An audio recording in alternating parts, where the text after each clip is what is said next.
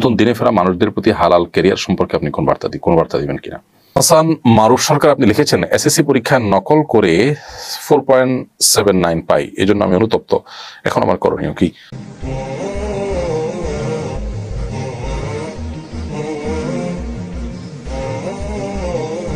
আগে ধার্মিক ছিলেন না, হঠাৎ করে ধার্মিক হয়েছেন। এই শ্রেণীর অনেকে দেখা যায় আগে যতটা উদ্যমের সঙ্গে পেশাগত কাজ করেছেন, ধার্মিক হওয়ার পর ততটা উদ্যম ধরে রাখতে পারেন না। পেশাগত কাজে আগের মতো মনোযোগ দেন না। ধর্মের সঙ্গে কি বৈষয়িক কাজের কোনো বিরোধ আছে? নতুন দিনে ফেরা মানুষদের প্রতি হালাল ক্যারিয়ার সম্পর্কে আপনি কোন বার্তা দিবেন কিনা?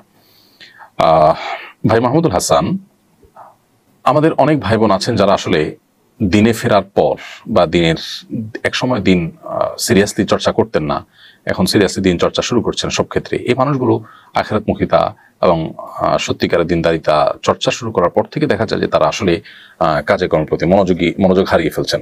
তো এই মনোযোগ হারিয়ে ফেলাটা অনেক সময় এই কারণে হয় যে জাগতিক কাজ, এটা আর এত সিরিয়াসনেস সাথে কি করব, এরকম একটা ভাবের কারণে। তো এরকম যাদের মধ্যে হয়, আমি মনে করি তাদের এটা ত্রুটি, তাদের এই ধারণাটা ভুল যে জাগতিক কাজ এখানে সিরিয়াসনেসের দরকার কি, বা এখানে এত সিরিয়াসনেসের কি আছে, তার চাইতে আমি কখন ইবাদত করতে পারবো, তার জন্য আমি ব্যাকুল হয়ে গেলাম, এমনটি করা উচিত নয়।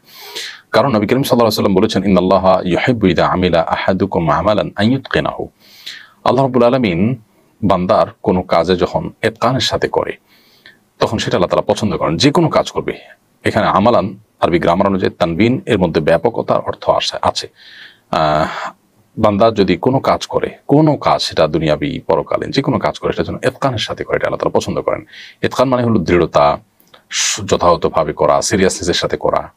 অতএব সেটি আমাদেরকে মাথায় রাখতে হবে। দ্বিতীয়ত হলো, অনেক সময় আমরা অন্যের প্রতিষ্ঠানে যখন, অন্যের মালিকানাধীন প্রতিষ্ঠানে যখন চাকরি করি, তখন আমাদের সিরিয়াসনেস কম থাকা মানে আমাদের দিনদারিতারা কম থাকার দলিলিটি। কারণ অন্যের হক আমি নষ্ট করছি, বা আমি হক আদায়ে কার্পণ্য করছি, গাফিলতি করছি, এটা করা উচিত নয়। এমনকি যদি অন্যের চাকরি নাও করেন, আপনি বাবার ব্যবসা দেখছেন বা পারিবারিক ব্যবসা দেখছেন, সেক্ষেত্রে আপনার সিরিয়াসনেস না থাকাটা, এটা সমাজের জন্য একটা বড় ধরনের বাজে বার্তা বহন করবে।